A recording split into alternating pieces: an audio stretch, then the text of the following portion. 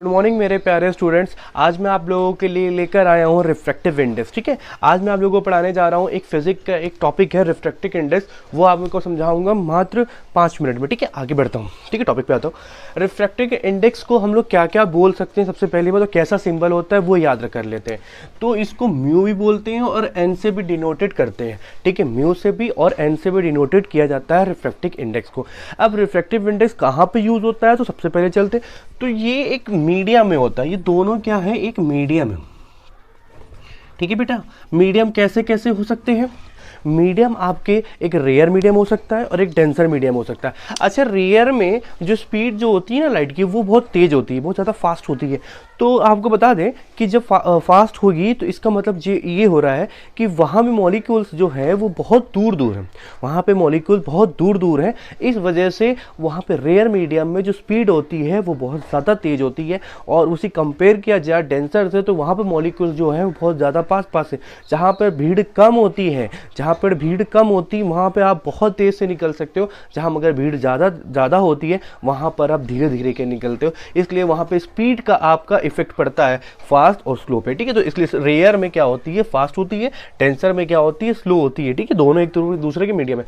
अब refractive index को optical density भी कहा जाता है। Optical density is called a refractive index. ठीक है, इसको डिनोट मैंने बताया कैसे करते हैं, म्यू से भी करते हैं और एन से भी करते हैं। अब आगे बढ़ते हैं। अब मैंने क्या लिया कि रिफ्रैक्टिव इंडेक्स जो होता है ना, जब उसको आप इंक्रीज करोगे, रिफ्रैक्टिव इंडेक्स जो होगा ना उसको जब आप इंक्रीज करोगे तो जो उसकी स्पीड होगी ना वो ऑटोमेटिकली नीचे जाएगी। ठीक है, तो इसका मतलब क्या हो गया कि म्यू को मतलब जो रिफ्रैक्टिव इंडेक्स है उसको आपने इंक्रीज किया तो जो उसका जो डेंसर था, ठीक है, वो भी इंक्रीज हुआ, मगर उसकी जो स्पीड थी ना वी, वो नीचे जा रही। तो इसका मतलब हम ये कह सकते हैं कि म्यू इनवर्सली प्रोपोर्शनल है तुम्हारे स्पीड से। ठीक है, म्यू जो है वो इनवर्सली प्रोपोर्शनल है किसके, स्पीड से। अब ठीक है, अब आते हैं आगे चलते हैं। अब एक बात बताइए, हमने एक दो मीडियम लिया, एक मीडियम ये है, एक मीडियम ये है। ठीक है, पहले मीडियम से एक रे निकली और दूसरे मीडियम में यहाँ पे म्यू1 था, यहाँ पर v1 था, यहाँ पे म्यू2 था, यहाँ पे v2 था। ठीक है, इतनी बात क्लियर हो गई। अब एक बात बताइए, हमने आपसे कहा कि हम लिखना चाहेंगे तो हम लिखेंगे म्यू2 अपॉन म्यू1। अब इन्वर्सली प्रोपोर्शनल होता है, इन्वर्सली प्रोपोर्शनल होता है मतलब हम ये कह सकते हैं कि म्यू1 is equal to 1 upon v1। ठीक है, ये लिख सकते हैं। तो अब एक बताइए, म्यू2 ऊपर है तो v1 ऊपर होगा, इन्वर्सली प्रोपोर्शनल है। इतनी बात क्लियर होगी, v1 अपॉन v2। यहाँ तक आपकी बिल्कुल क्लियर हो चुकी होगी। ठीक है, अब आगे चलते हैं। आगे कहाँ पे चलेंगे, अब देखिए यहाँ पे रेयर पढ़ लिया। अब इसको पढ़ेंगे कैसे, सबसे बड़ी बात पढ़ने की होती है म्यू2 with the respect to the म्यू1। ठीक है, कैसे पढ़ेंगे, म्यू2 रेस्पेक्ट टू द म्यू1, ठीक है, equal to v1 upon v2। इतनी बात क्लियर हो गई। हम ये भी कह सकते हैं refractive index of 2 with the respect to a म्यू1। ठीक है, रिफ्रैक्टिव इंडेक्स या फिर कह सकते हैं म्यू2 विद द रेस्पेक्ट टू म्यू1। ठीक है, इतनी बात क्लियर हो गई है। आगे बढ़ते हैं। तो हमें कुछ नहीं करना था, बस कहाँ पर स्पीड धीरे होगी, कौन से मीडियम में, कौन से मीडियम में तेज होगी, बस वही बताना था। रिफ्रैक्टिव इंडेक्स आपका ये होता है म्यू2 रेस्पेक्ट टू द म्यू1 equal to v1 upon v2। एक एग्जांपल देख लेते हैं, एग्जांपल के बाद आपको बताएंगे क्या करना है। ठीक है,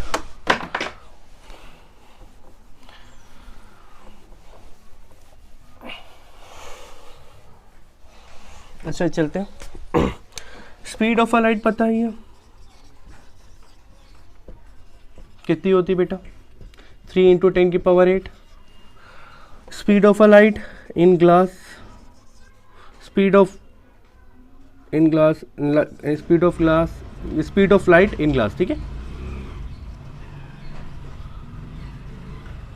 कितनी होगी, 2 इंटू 10 की पावर 8 होगी। ठीक है, हमने क्या करा कि स्पीड की लाइट ले ली, इसकी लाइट ले ली। आप आते हैं, ठीक है, बहुत सिंपल सा है। हमने लिया speed of glass upon speed of air. ठीक है, एयर लिख लिया, इक्वल टू कितना होगा, वी ए अपॉन वी जी होगा बेटा। तो हम इसको क्या है, अब इसको सॉल्व करेंगे, स्पीड लिखेंगे तो 3 इंटू 10 की पावर 8 अपॉन 2 इंटू 10 की पावर 8, ठीक है। ये पावर दोनों कैंसिल हो गई, आया 3/2, आंसर आया 1.5। तो हम ये कह सकते हैं कि speed of glass respect to a speed of air is equal to 1.5, ठीक है। तो इसका मतलब ये हो गया है कि जो स्पीड है ना ग्लास की जो स्पीड है एयर में वो 1.5 धीरे है, डिक्रीज है, कह सकते हैं, कम है, ठीक है। क्या कह सकते हैं, ये कह सकते हैं। तो हम इसे लिखने का तरीका क्या होगा, air mu refractive index to glass with respect to air equal to 3.2 is equal to 1.5, क्योंकि सॉल्व पर क्या है, जो स्पीड ऑफ लाइट होगी वो क्या होगी, डिक्रीज होगी। यही था क्वेश्चन आपके, और ऐसे ही न्यूमेरिकल्स आपके चैप्टर में आते हैं, सारे रिफ्रैक्टिव इंडेक्स आप सॉल्व करेंगे तो सारे क्वेश्चन आपके सॉल्व हो जाएंगे। Thank you watching for my video. Okay.